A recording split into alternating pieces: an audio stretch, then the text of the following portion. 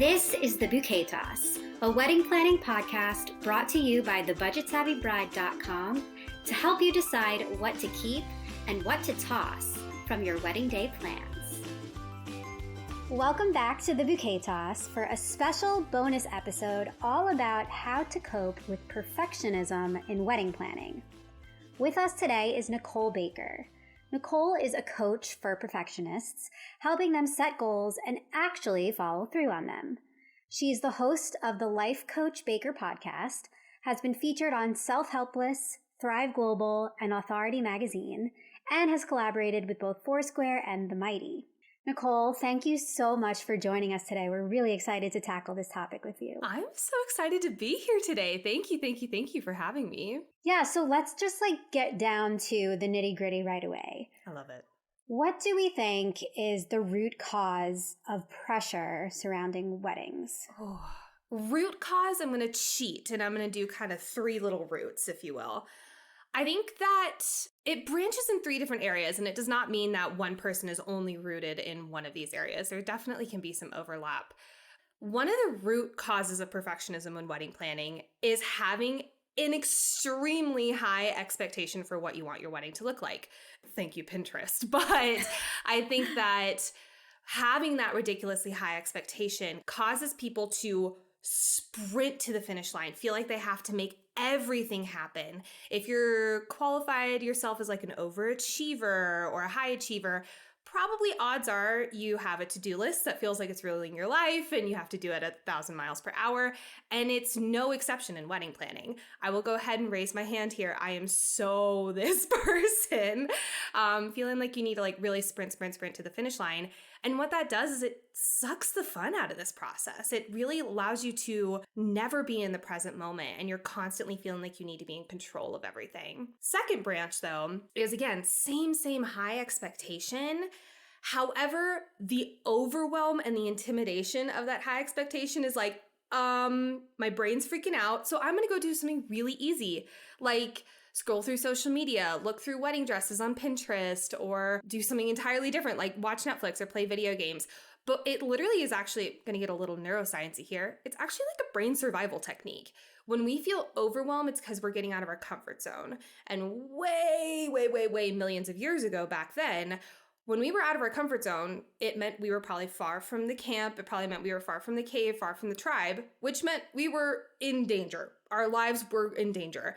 And while we as a society have really leveled up, if you will, our brains really haven't. So whenever we have that overwhelm kick in, it is literally a survival technique saying, go back to your comfort zone. So a lot of the times it's kind of more that procrastinator style of approaching wedding planning, doing things up until the last minute, feeling really stressed and pressured because, oh my gosh, why didn't I do this earlier, blah, blah, blah. Then last but not least, same very high expectation. However, the expectation, rather than coming from internal, is external. If you're both nodding, you're I see this so much. If you see it people pleasers, we hear that technique pretty often.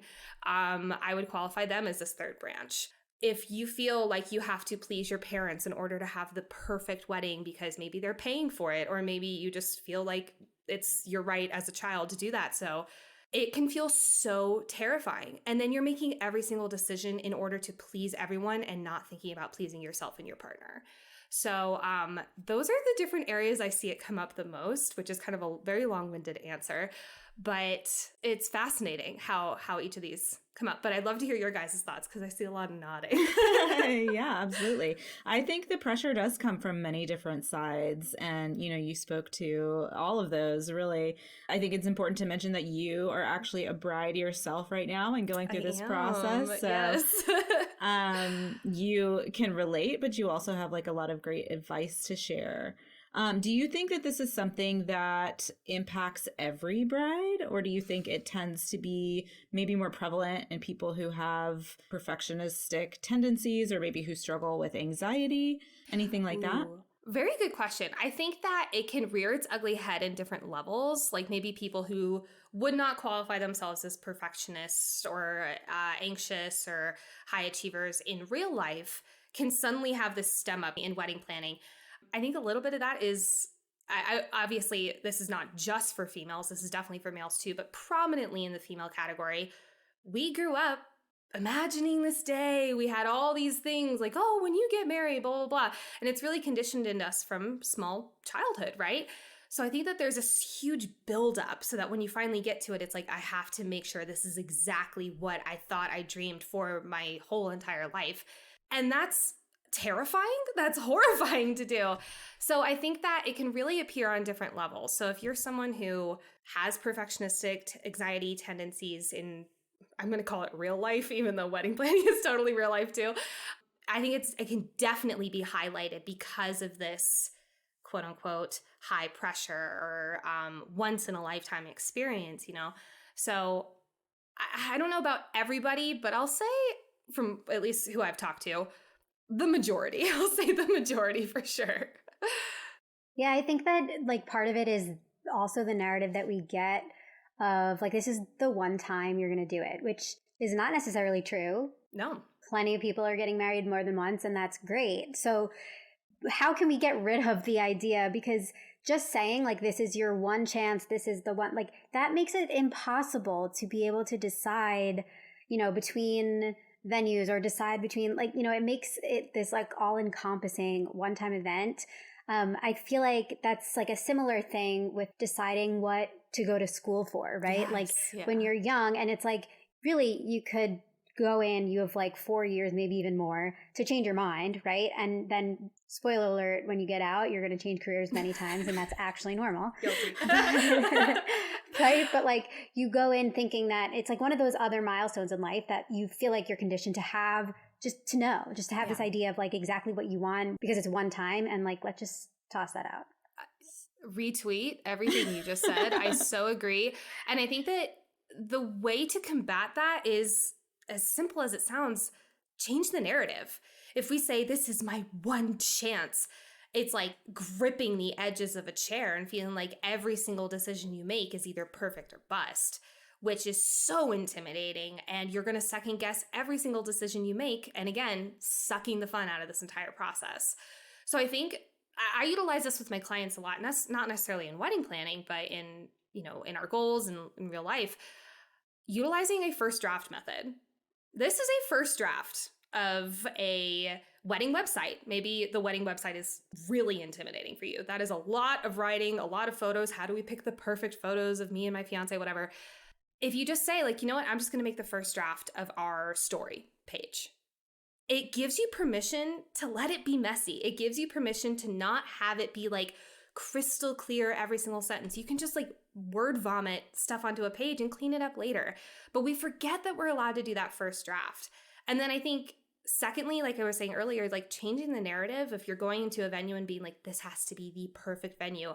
I won't spare you guys the whole story. I literally just signed my venue 2 days ago. I've been engaged since last April. I've been engaged almost a year and we just signed our venue because we were having a lot of these issues like, oh my gosh, is this the perfect one? Is this the one we really want? We were having some issues with contracts and stuff like that. But when we had that, it was like so terrifying and intimidating to finally sign one. But when we finally said, this is our wedding venue for us as a couple right now, it gave it a snapshot of just like the right here and now version of my fiance and I, which is a very different version of 6-year-old Brett and Nicole. And it gave us permission to really just narrow down the scope a little bit. So I hope that answers your question. But those are the 2 things that I would recommend looking at. I love that. I think something else that's coming up for me in this conversation is just the way that the media and also the wedding industry at large really does put that extra pressure in the way that they market so much of things involving weddings, you know, like that pressure of the one day, like this is your one chance, the big day, the special day, you know. I think that there's a lot of scarcity and like fear mongering in a way, in the way that a lot of companies market things when it comes to weddings. And that doesn't help our mindset at all. I totally agree. And I see this a lot with being like, well, are you sure you don't want to spend the extra $45,000 on this thing? Obviously, that's an exaggeration number, but sometimes it's not. And it just honestly, when I first started getting into this, it blew my mind how much it was like, you are supposed to do this stuff. And it's like, am I allowed to cuss on here? Minimally. Sure. Yeah. Sounds good. I'm like, bitch, it's my wedding. I can do what I want. Like, let me do whatever I want. But it's this like intimidation and kind of going back to that people pleaser side. If we have it in our heads that, oh my gosh, well, people are expecting a late night snack. That means I have to give them this late night snack. But also I want to make sure it's the best late night snack because I want them to remember this wedding, every single detail. Oh my God, it is so much in the stuff and not in the real meaning of the wedding. So one of the things that my partner and I did right at the beginning of this process is we actually sat down and we said, what are our values we want to bring into this experience? And first thing was fun, play, love, togetherness, community. And we're having a really small wedding as a result because we want it to just be like just us. And we would not have come to this decision without these values. And throughout every single process, we've said, does this align with these values? And if it doesn't, we kick it out the door. But that has to go with a lot of releasing the expectations of what others and the media say we're supposed to have. And I'm not going to totally blame Pinterest for everything on this episode, I promise. But I do think it has a little bit of something to do with like, your wedding has to look like this. You have to have like the fairy lights and the draperies and the trees and the candles and the photos hanging down from the trees and stuff like, and it's just like, sometimes that's not possible. Like sometimes that's just too much to think about. When you really get down to those values, it gives you permission to let that stuff go. I love that so much. It's something that I feel like a broken record, like saying, really getting clear on what your values are and incorporating that into your wedding planning and kind of using it as, a guiding star when you're making these decisions along the way, because it's so easy to get caught up in the expectations and the aesthetics of everything and to feel like compelled to make every detail of your wedding just an Instagrammably beautiful moment. And while that's amazing and it's special and it's great to look at photos of, at the end of the day, those aren't going to be the things that actually are meaningful to you. You're not really going to care about the photos of your centerpieces in your wedding album. You're going to care about the moments captured between you and your new spouse, And so it's so easy, I think, to get caught up in the whirlwind and the pretty, pretty photos. But at the end of the day, it's all just extra, right? Yes. Ooh, slap that on a t-shirt. That was so good. I totally agree. It is all just extra. And I love that you guys talk about wedding values. I actually think we might have gotten the idea from this podcast now that I think about it. But it's so important because it's not a Pinterest wedding. It's not an Instagram wedding. It is your wedding. What does that look like? And more importantly, what does that feel like? And see how you can emulate that feeling, because it's going to look very different than every other Pinterest wedding on the interwebs.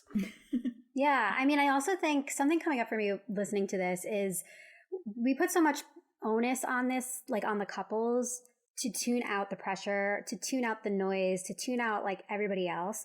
But I also would love for us to talk about when we are not the bride and groom, or the bride and bride, or the groom and groom, when you're the person attending a wedding, like we also have that responsibility to not sit there and just judge all the things, to not sit there and be like, oh, well, I saw this done better on Pinterest, or I saw this done better at the, like it's weird. It's like one of those things that is just, it feels like a natural thing. We show up to a wedding and we start judging their decisions. We like decide like, oh, would I have done that? And it's like, who cares? If we could all collectively work together to not do that, to not, like when you come back from a wedding and your friends are like, oh, what did they do for the seating chart? It's like, why do you care? Mm-hmm. Like, unless you're just trying to get inspiration, it's like, there's no, like, what we're doing is we're making everyone feel like they have to do what somebody else did. We're making it feel like everybody has to be like the pinnacle of a party thrower and satisfy all their guests and have, like, that's a form of throwing a wedding. That is. But that's not what all weddings have to be. When you go into a wedding and you, as a guest, and you judge every little thing, it takes the experience away from celebrating the couple that's getting married. And you are a guest at their wedding. You are there to celebrate the union of these two people. Like, almost I think about it with like coming into a wedding, and the question to be asking if you hear that like ooh, like, why did they do this? The question you can ask yourself is, does this reflect the bride and groom, or the bride and bride, or the groom and groom? If the answer is yes, amazing. Go compliment on them on this, because they probably worked really hard for that. And if the answer is no, great. Remind yourself you're there to celebrate them anyway. I really believe that judgment is the soul sucker out of connection and celebration.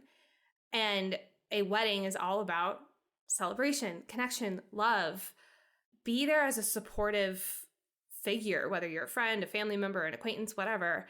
But allow yourself that joy, because you'll have more fun. The people you're there to celebrate will notice that everyone's having more fun, which will enhance their experience. No one wants to go through their wedding day being like, does Aunt Marge think that this worked out well? Oh my God, I don't know. That is not what I want to remember from my wedding day, right? And I know that there's a lot of people out there who would agree. So if you are a wedding guest, you're there to celebrate and lift this couple up, period. I'm like giving snaps over here. Amazing. So you've touched on this a little bit, but I would love to hear more about your personal experience planning your wedding. You know, how has perfectionism shown up for you personally? You know, as a coach for perfectionists, I've been a coach for perfectionists for years. And I've been studying the perfectionist mindset. I thought that I had beaten every ounce of perfectionism out of me. And I had, until I started planning a wedding, and then it all reared like a troll from under the bridge. So my fiance and I got engaged back in April, like I mentioned, and I immediately was like, let's go, like, let's dive in. And he's like, can we just chill for a second? But I had that, oh my gosh, like, we have to go, like, because we live in such a busy world, we feel like we perpetually have to be busy, right? And so I was excited, obviously, but I also was like, we have to go, there's so many things we have to do. And thank God I'm marrying this incredible man who literally was like, stop, slow down. Like, there's no reason to feel like we need to be moving 1,000 miles per hour. But the first thing we started doing was obviously like kind of mapping out our vision. And I know you guys actually just did an episode on that, which I loved. Like mapping out our vision, what that looks like, talking about budget, obviously seeing how that's going to all fit together. And then we started looking at venues. I'm going to put air quotes around the word venue because we actually loved the idea of doing it at an Airbnb. And my sister got married in 2020. We all know what happened in 2020 brides, grooms, and everything in between. I am so sorry you had to go through what you went through, because now, like, firsthand experience, I'm like, wow, I would be a puddle of tears every day. But my sister got married in 2022 at an Airbnb. She had to pare her wedding down from 190 to like 18 people. And it ended up being the most memorable, incredible experience of my life when it comes to weddings. And my fiance and I looked at each other after that experience and we're like, we want that. Everything that just happened is what we want in our wedding. So we started looking at Airbnbs that could accommodate the party. And I kid you not, we probably looked at 150 minimum, not like physically in person, but like online. Then we would go to, I think we went to about 15 in person. We had 2 Airbnbs, both fell through because of complaints from neighbors, which was very sad because they were awesome. Until finally, I just like threw my hands up in the air, like a puddle of tears and fury, because I was like, the wedding that we visioned, again, high pedestal, was just not coming together. And I was like, I felt like this feeling of hopelessness, which is not how you want to feel when it comes to your wedding, right? And after giving it a few days, because this is what I tell my clients in my community all the time, you cannot go from like a hole in the ground of sorrow and anger to suddenly like up in the sky, woohoo, everything's great, we're fine. You got to build some stairs to get up to solid ground and then jump into the sky. So I was working on building my stairs and I gave myself a few days to just like put away everything wedding planning. And then we had this like random wedding venue, actual venue, no air quotes this time, appear. And I was like, wait, I kind of see this. And it was completely different from our original vision. So we had to totally pivot. But it was like less than a mile away from one of the houses that we were looking at that we loved. So we ended up actually getting to do best of both worlds. We're now having everyone stay at the house that we love that has a zip line. And if I don't zip line in my wedding dress on my wedding day, I don't know what I will do. But we have a zip line and like all this beautiful fun stuff that's accommodating to most of the wedding party. And then less than a mile away, we have this amazing, gorgeous venue. And it was all able to work in our budget. giving myself the space to release control. This is what I really want to highlight for people. Changed my entire experience around not only the wedding venue, but when I started thinking about other things, when we were in the heart of this, I would get stressed. I would immediately think, well, it's not going to work out. The photographer is going to pull out. The DJ is going to not show up. Like I was so like, I didn't believe that the vision would come together. I was so angry. And when I gave myself permission to just step back, to release control, again, highlight, underline, italicize that word because it is so important, and just let things kind of fall together. Everything, I kid you not, in the last 10 days, it's been like caterer, DJ, photographer, venue, everything just falling through in the best way. And it's not at all what we originally pictured. And I'm so excited. So again, that's a very long-winded answer, but I feel like we're just getting started, and I feel like that major pivot in my attitude, both of our attitudes, I'll even say, has really changed what I feel like going forward this experience will look like. I love that. That's life advice. From a life coach. Seriously. So I love that. And I really appreciate you sharing like your personal experience with it. It's cool to kind of get an inside look inside your head because you're able to work through all of the steps of that process for yourself. I'm curious if there's other examples you have maybe from clients that you're able to share of just ways that like things they came to you with that they felt were these like crazy mountains they needed to climb, and how you were able to like walk them through it step by step. Totally. So I'm going to branch away from necessarily wedding planning. However, it is very much in the same boat, and just look at goals in general. A lot of people come to me with these, again, really high pedestal goals, and they think that where they are at step 1 and where their goal is at step 100, they need to immediately be at step 99. And that intimidation factor, like I said earlier, can either cause people to push pedal to the metal and totally burn themselves out and suck the fun out of everything, or procrastinate, have weights and weights of stress on their shoulders until the last minute, and then they feel like everything's their fault. It's like a total spiral down of anxiety. What I do with people is I look at that step 100 and I say, great, in between 1 and 100, there are about 98 to 99 little milestone goals.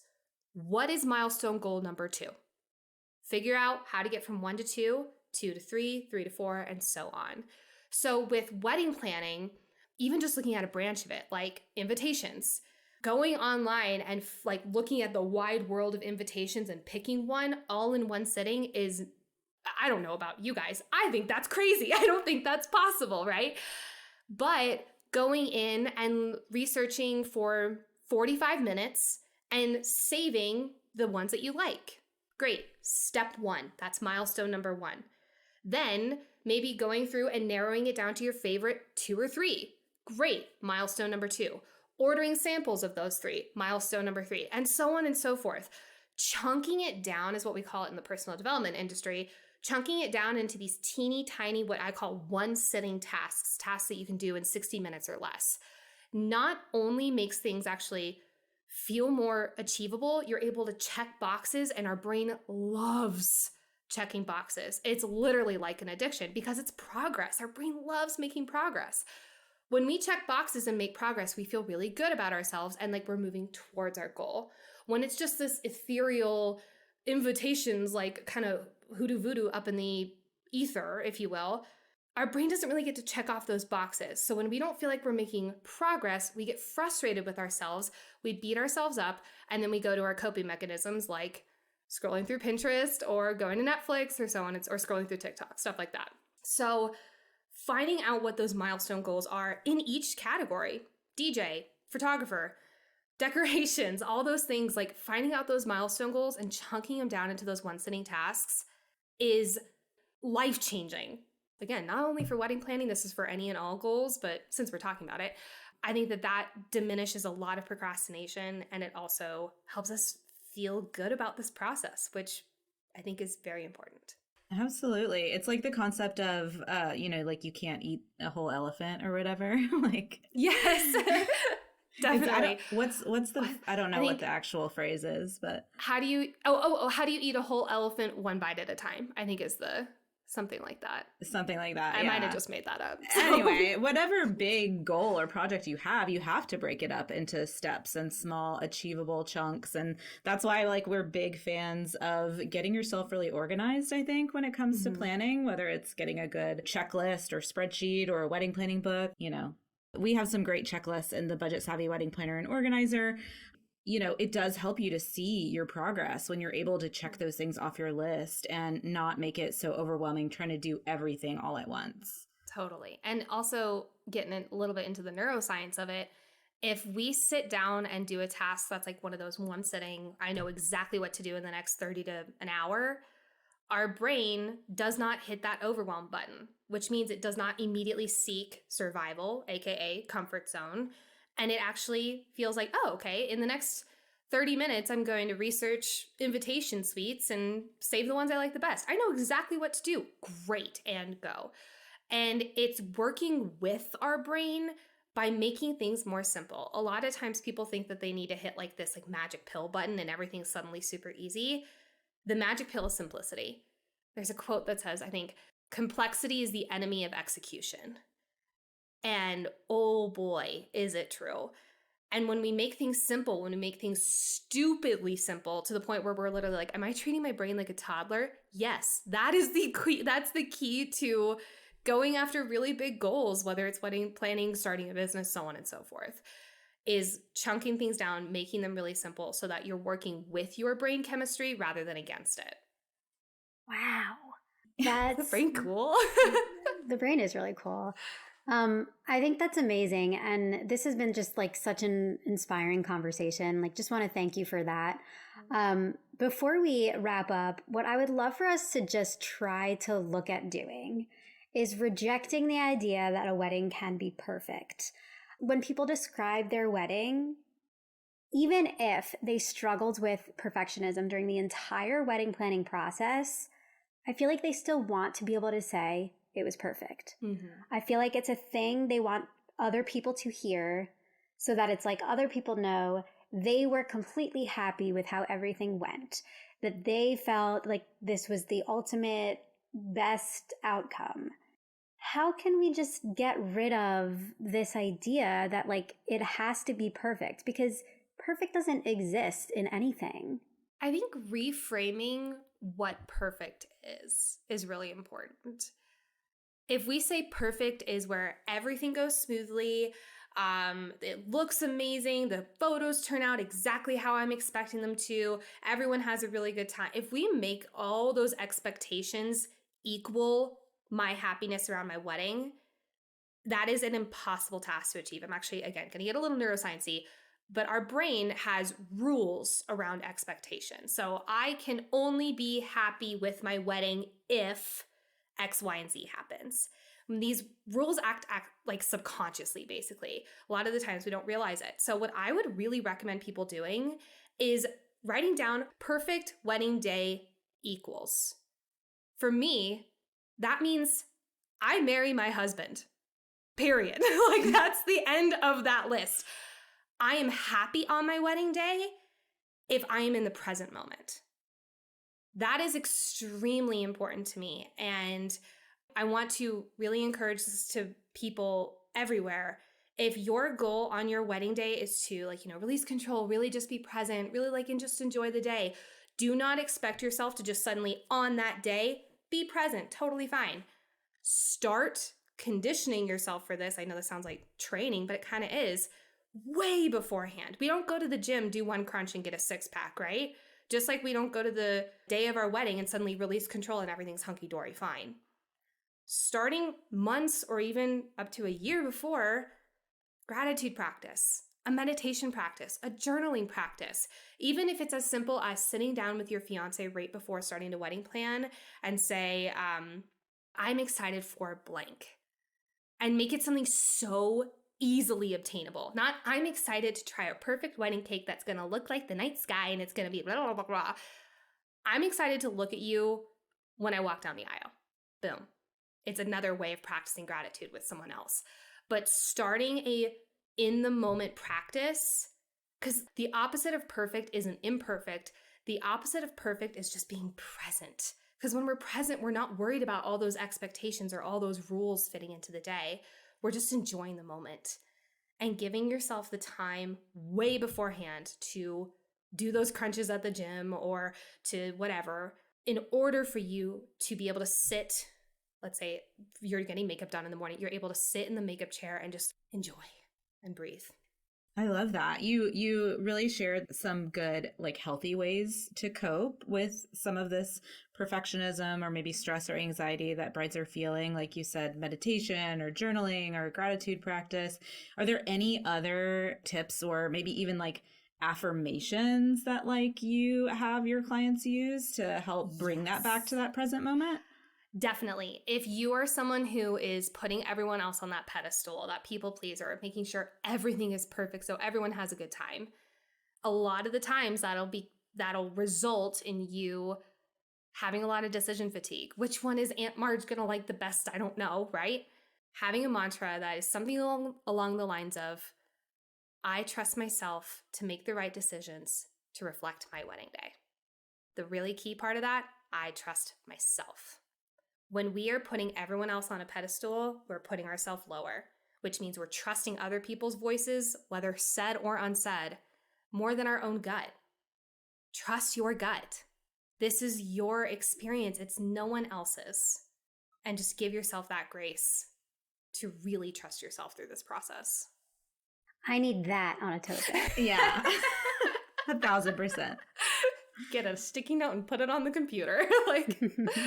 We talked about actually making some like phone screen art or something that like brides could look at when they feel compelled to go just like numb doom scroll on TikTok or Instagram. Like you see that little mantra, that little affirmation on your phone, and it kind of just brings you back to the present moment. I need that. That sounds great. Please. Amazing. Thank you so much, Nicole. This was such a wonderful, wonderful, wonderful conversation. Can you give our listeners an idea of where they can learn more about you? Because I feel like they're all going to want more. Well, you're very sweet. Thank you. This has been so fun. You both are just wonderful humans. I am most prominently on Instagram. You can find me at Life Coach Baker. If you want to learn more about my services, my courses, my programs, all that stuff, you can go to lifecoachbaker.com. I also offer free 30-minute one-on-one calls where we literally just coach for 30 minutes, and you can book a call on my website right at the top bar. It's so generous of you. Oh my gosh. I love it. It's fun. I'll be calling you soon. Girl, watch out for a calendar. Watch out for a calendar notification pending soon. Amazing. Awesome. Thank you so much. Thank you both. You've been listening to The Bouquet Toss, a podcast brought to you by the Budget Savvy Bride. We would love for you to join us in our free private community to get support and inspiration from other couples currently planning their weddings too. Consider the bouquet tossed in your direction so you can rate, review, and subscribe to the show on your favorite podcast app. As always, stay savvy and stay tuned for our next episode.